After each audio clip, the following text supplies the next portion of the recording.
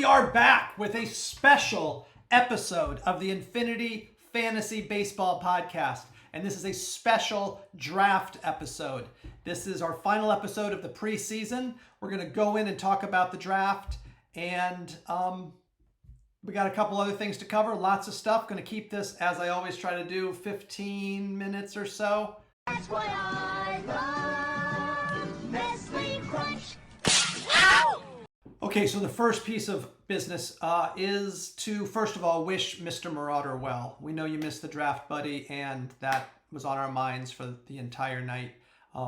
It was tough watching your team kind of get drafted, not get drafted, and knowing that you were, in the back somewhere in pain and such like that. So we were thinking of you, and obviously from this podcast perspective, you're going to get a free pass this year for the most part. You got 10 keepers, so at least you got that core of your team and see what you can do to rebuild. Basically just keep your pride and do something this season. But certainly I'm not just going to pick on you for having a draft like that.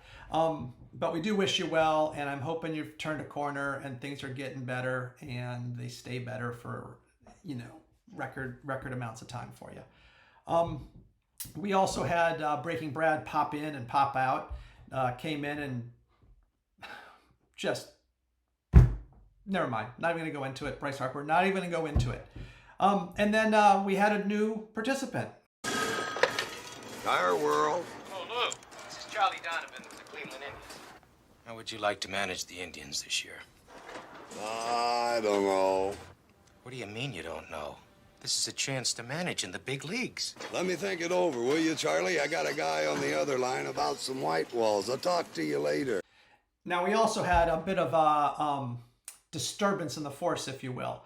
Somewhere between the keepers and the establishment of the keepers and the last podcast episode, it's always Arizona Diablos Blancos, isn't it?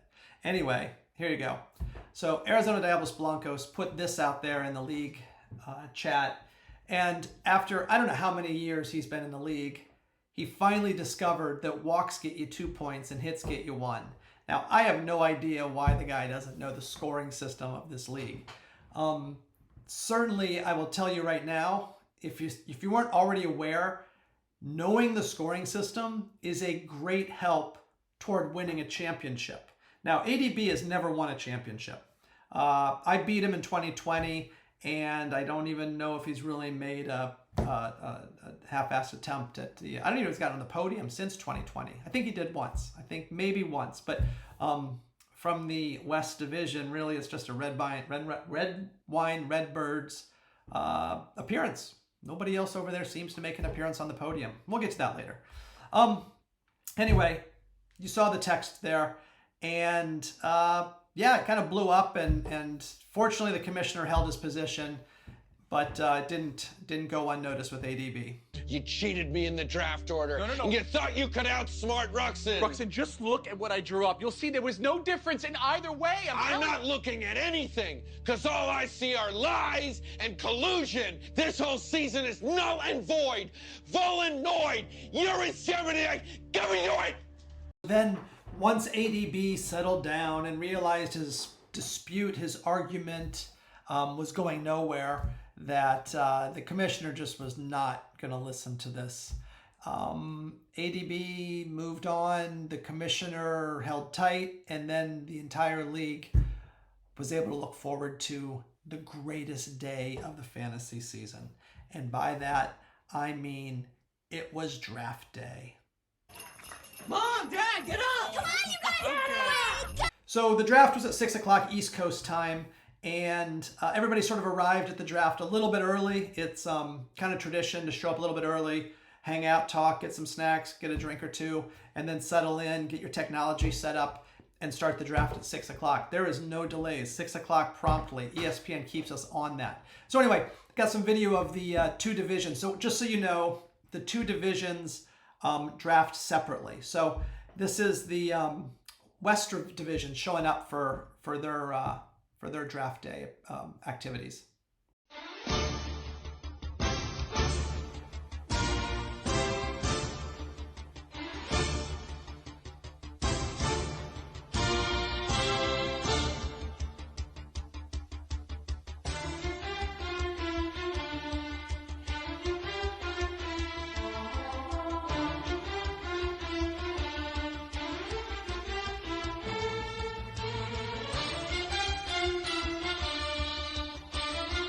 And separately, somewhere far out west, probably Phoenix is my guess, the West Division owners got together for their draft. And we got the same kind of video for that and their activities.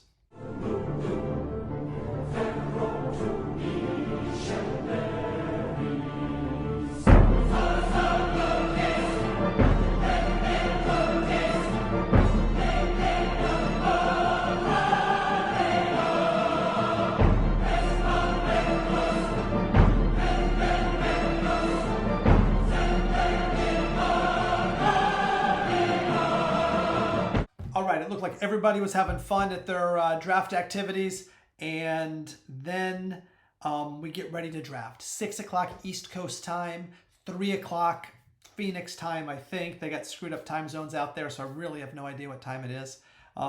Larry's in Indiana, so I have no idea what time's going on with him either. And all of the efforts that have been put in up to this point, all of the analysis, the cheat sheet creation, trying to figure out what stats you're going to prioritize, pitchers versus hitters, looking at your positions, trying to make sure you don't get shut out in any category or in any position. And then at 6 o'clock, dun, dun, dun, dun, dun, dun, the music plays. ESPN Draft has started. The first auction starts. The players nominated. And then...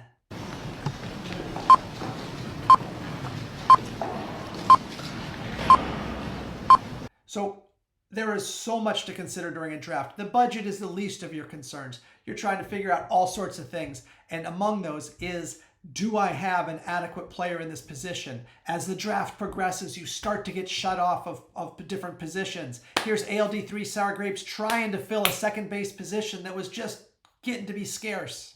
Name a yellow fruit. Orange. Now this draft thing comes easier to some than others. Do you know how easy this is for me? Do you have any fucking idea how easy this is? This is a fucking joke. And I'm sorry you can't do this. I really am, because I wouldn't have to fucking sit here and watch you fumble around and fuck it up. Okay, so Redwine Redbirds told us during the draft many times that he disagreed with the amounts that some people were bidding. Too high, maybe too low on occasion. A lot of commentary about he thought people hadn't done their homework. So then we get this the next day, and let's all hold on to this message from Redwine Redbirds. I was pretty happy with my draft, probably the best I've ever felt about it. Now let's all of us collectively remember this message, and maybe later this season let's come back to this message and see how that aged. Now, not everybody has the confidence in the draft that Redwine Redbirds has. And now I will give Redwine Redbirds some credit. They have continually been a contender. They have never had to go into rebuild mode. They have never... there are times where they haven't made it to the podium, but I don't remember a time when they didn't make the playoffs and weren't a top contender. So anyway, there is some legitimacy to their bragging.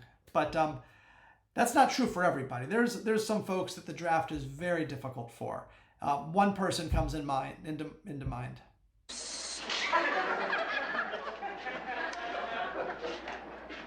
What does a yellow light mean? Slow down. Okay. What?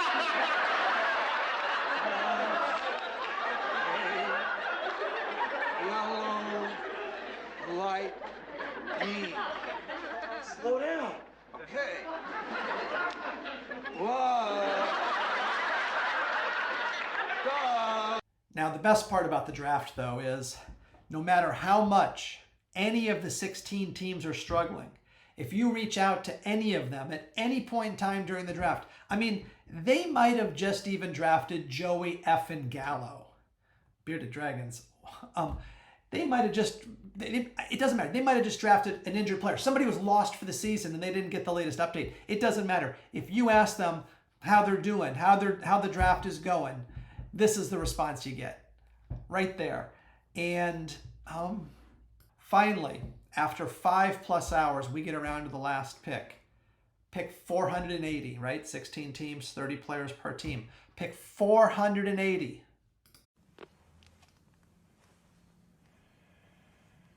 I don't know who you are. My name is Jeff.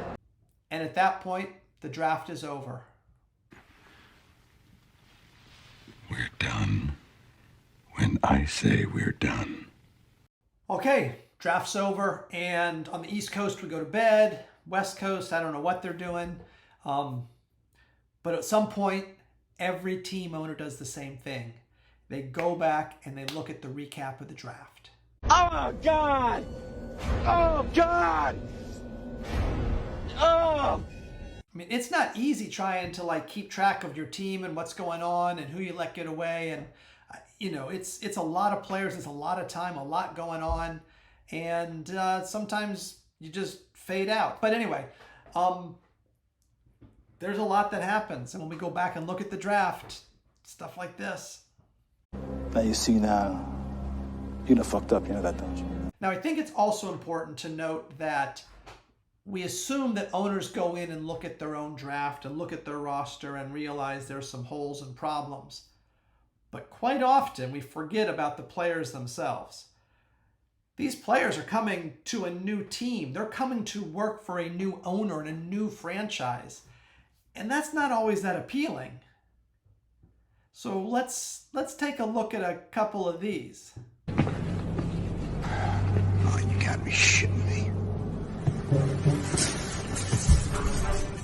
Good morning. I mean, and it could be worse. I mean, I know the Cardinals aren't projecting to do really well this season. I know that the Pirates and the Nationals are favored ahead of them to get to the National League Championship Series. But I think Jordan Walker, when he got drafted, wished he had stayed in St. Louis.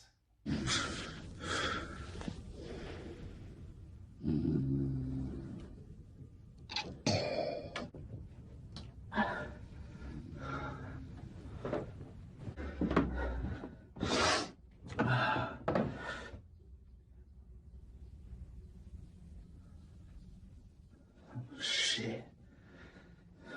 Morning, Dad.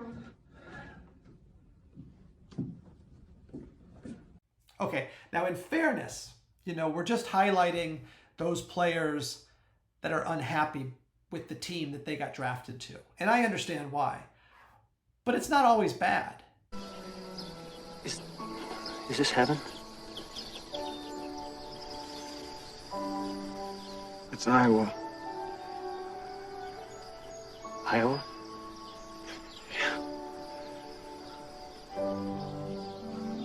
Could have sworn it was heaven. Okay, so we did talk a little bit earlier about Red Wine Redbirds being critical of some of the draft amounts that were being thrown at players. And again, the next day we had this. I'll read it. I'm not so sure if it shows up on your screen. People were throwing out stupid money for people projected to get 300 points and not bidding on ones projected to get 500 points. Now, to his credit, and he did correct me during the actual draft, and he was right. Ketel Marte was the draft steal of the entire night. Unfortunately, Marte went early, and we hadn't really established where that default kind of budget number was going to be. And Redbirds just got away with a stolen player there, and probably paid at least $20 less, if not more, if not more than that, for a player that should have gone much, much, much higher. But as that bidding was occurring, we had our new owner, Fought Gallon of JMO. He tossed this out in response to Red Wine's text. The bidding threw me for a loop too. First timer. I wasn't prepared for the costs at 5 times their pre-rank value. Should figured, I guess, live and learn. Now this is the first lesson that every auction draft owner learns their first draft. And that's that every cheat sheet in the world is garbage. You never know what the economics of your league is going to be. We have a $650 budget, but also according to the draft, we had keepers. There's like a position scarcity thing going on. You know, if I have no second baseman and there's a mediocre second baseman, but he's like the last one of the tier, I have to overbid. I got to fill that second base spot. Anyway, lots of stuff going on. So absolutely no shame in this message from PFAT Gallon to JMO. I'm so confused. So maybe you're wrong. I don't think I'm wrong. How do you know? Because this is the hardest thing I've ever done in my life, and I'm doing it. Something new. We have our first team name change. Now, I know this became a thing last season, but we have our first one. Season hasn't even started, and we have our first name change. Now, it does make sense. I'll tell you right now, the team is Fought Gallon of JMO, and the team had neither Brendan Fought or Zach Gallon. So I wasn't sure what was going on with this name. Maybe those were draft targets that just didn't happen. Maybe they were trades that were supposed to happen. I don't know. But anyway, here's the big reveal.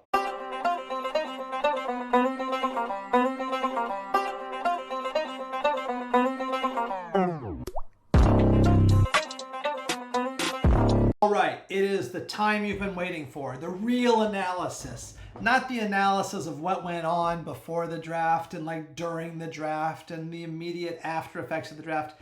This is when we get down to the brass tacks. This is when we actually look at the players, the projections, and figure out who's going to win the league. This is power ranking time. But power ranking looks different coming out of the draft. It's not just simply who's 16, who's 5, 4, 3. No.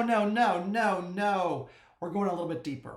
We're going to go in and we're going to look at hitters. Let's go to the hitters first. And no great reveal one by one. We're going straight to the hitters. Bam, there you go. Now, this is a slide that's showing you from the bottom to the top who has drafted the most projected points this season from hitters. Again, this takes into no account injuries. So it basically is assuming every player is at full strength with projections, unless ESPN has pulled back their projections. So what you see here is Bat Flippin' Boys won the hitting title. May as well just give them the hitting title right now, right? The other thing you need to know about these numbers that makes them unrealistic is, well, they're projections, right? And I think Hit Pitches Get Bitches during the draft said projections don't matter. And I agree with her. But that's all we have to go on right now. So I'm using those. The other thing, they don't include injuries, right? And the last thing, they include the entire sum of your projected hitting points. Now, we know not every player plays every day. We only have so many roster spots. So anyway, just pushing that to the side so that you understand kind of what these numbers are showing. So this is the total drafted projected hitting numbers. Yeah, there you go. We got no surprise on the Mats Marauders. Sour Grapes is down there. That surprises me a little bit. I thought they had a pretty decent draft.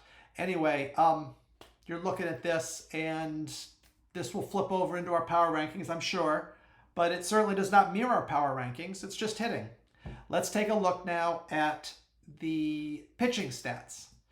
Okay, here you go. Now look at this. Look all the way down near the bottom. Bat Flippin' Boys is way down there. Raleigh Fingers Your Sister moves up. Sour Grapes moves way up. Anyway, you can see kind of what's going on here. Let me bring back the hitting just really quickly. Okay, there you go. At the top, Bat Flippin' Boys, Red White Redbirds, Arizona Diablos Blancos. Back to pitching. Arizona Diablos Blancos, number 3. Red Wine Redbirds, looking right there in the middle. Bat Flippin' Boys down quite a bit. Anyway, you get a sense from this. Now, let's just do a quick fancy chart here. And this is pulling together some of this stuff. I'm not revealing the power rankings yet, but look at this. Team ranking. What we got is in the red, we have the hitting, the top 8 hitting teams. And on the green, we have the top 8 pitching teams. 16 teams in the league, right? In the middle, that is the intersection. Those are the only 3 teams that are both in the top 8 hitting teams and the top 8 pitching teams. Pretty impressive. Juneau Eskimos, Hit Pitches Get Bitches, and Arizona Diablos Blancos. Those 3 teams are in the top 8 of hitting and pitching. Now, it also means they might have diluted themselves out of both. I don't know, but interesting information. I don't make any conclusions. I'm just the messenger. Okay, before we get to the power rankings, I want to talk about something else here. Look at this. This intersection, these top 8s. 2 teams from the West, 1 team from the East. These division rivals, do we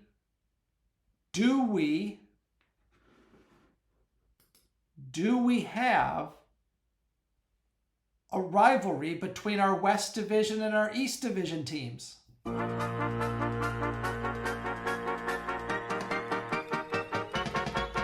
Nope. Oh, all right. Well, just put it out there like that. Well, you know what? There's some merit behind what they just told you. There really isn't a rivalry here because there really hasn't been any competition coming out of the West.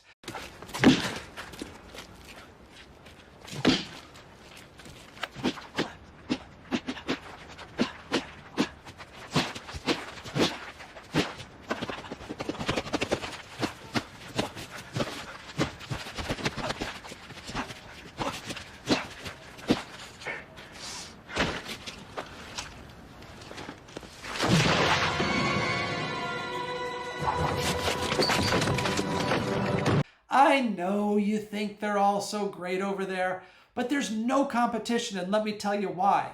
Let me tell you why I can support that. The reason there's no rivalry and there's no quality over on the West, the East Division has won 3 out of the last 4 championships.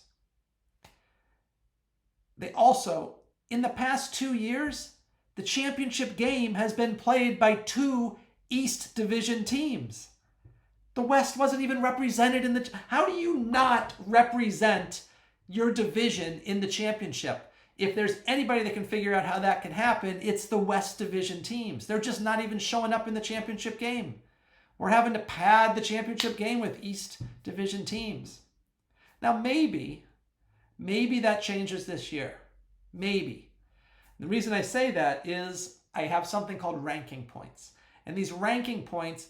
Basically, if I take the point totals, right, from those last slides, the total team point totals, and we rank the teams 1 through 16, and we basically add up those ranks by East and West and the lowest number. So the West actually has a better seeding going into the season. They have more teams seeded among the best teams in the league, given projected points, and no consideration for injuries. Garrett Cole. Anyway, so that's that. Now I say, why don't we move on to the power rankings?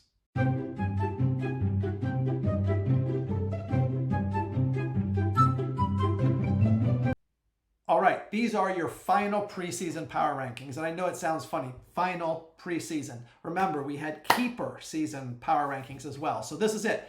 You're not getting any more rankings before the end of the first week. And I'm not even sure you're going to get into the first week because it's only like 4 days. Anyway, at the bottom, Matt's Marauders. We know that. Let's go in. Now, I want to tell you, I didn't actually rank them one by one. I ranked them in groupings because they're so close and we don't know a whole lot coming into the season. So Matt's Marauders is at the bottom. We know that. We have a draft situation there. It is what it is. Okay, let's reveal the next group. These are in no particular order. I want to make sure you understand. When I show a new group, they are not in any particular order. So teach your mind that they could be all, that you can flip them around. Anyway, here's the next group. Brick City Mules, Sour Grapes, and Grip It and Rip It. They make up our bottom group. Next grouping. Shohei, Can You See, Krusty Brand Baseball Team, hashtag Lawless Bearded Dragons, and Team TNT.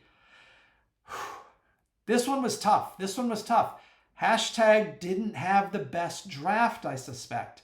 The numbers don't lie. Team TNT, I thought they'd climb higher. They came out of the keeper. Remember, the keeper preseason rankings had them way high. After the draft, they'd fallen back down into sort of TNT territory from prior seasons. But that hashtag Lawless Bearded Dragons, man, Bearded Dragons, you're going to have to do some work. You're going to have to do some work or hope for some overachievement there. Let's see who's next. There you go. Hit Pitches, Get Bitches, Team J to the P, Raleigh Fingers Your Sister, and Breaking Brad. Couple storylines here. Breaking Brad falls way down. Now, he had an unusual draft, right? We know he sort of made one quick appearance. He stole Bryce Harper right out of Bat Flippin' Boy's hands. Bat Flippin' Boys thought he had... whatever. We're not going there. Anyway, so the Breaking Brad situation and the hashtag Lawless Bearded Dragon situation are two defending champions, everyone versus everyone playoffs and regular champion. Sort of showing middle of the pack kind of territory going into the season. Very unusual. Raleigh Fingers Your Sister. Hey man, playing in Iowa, as we saw before, it can motivate anybody. Beautiful, beautiful territory once the weather turns and we get to some nicer days. And Team J to the P. I mean, it's really between you and Raleigh Fingers Your Sister who's most improved. I'm not so sure anybody wants the most improved award unless it involves a championship, but kudos to both of you for rebuilding what was some pretty lousy gameplay last season. And here's the next grouping. Red Wine Redbirds, Juneau Eskimos, and Bat Flippin' Boys. It's nice to see Juneau Eskimos popping up there. They were contender last year. They were right there. I think they missed the playoffs by like 1 point, or I don't know what it was, but I remember it was a Sunday night. It was the last game of the season. And that was tough. Red Wine Redbirds always up there. Bat Flippin' Boys, maybe a little exaggerated. Matt McLean is down, and we'll see.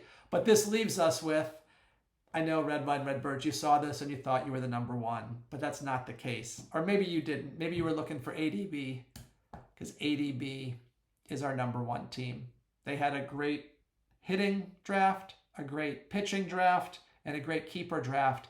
But I got to say, looking over there on that graph, they have quite a bit of more points than Red Wine Redbirds, but they got a Garrett Cole situation to figure out. Anyway, that's it. That's the podcast, and we've wrapped it up. We got games coming up on Thursday. We have waivers running tomorrow and free agency opening up on Wednesday tomorrow. Yeah, everybody, good luck with the season. And I will even say, I'm not making any exceptions. Good luck to everybody this season. I hope all of you are champions. You're all champions in my book. Ugh, that's just painful to say, how cheesy that is. Anyway, wrapping it up. Good luck this season, everybody. It's going to be a fun one.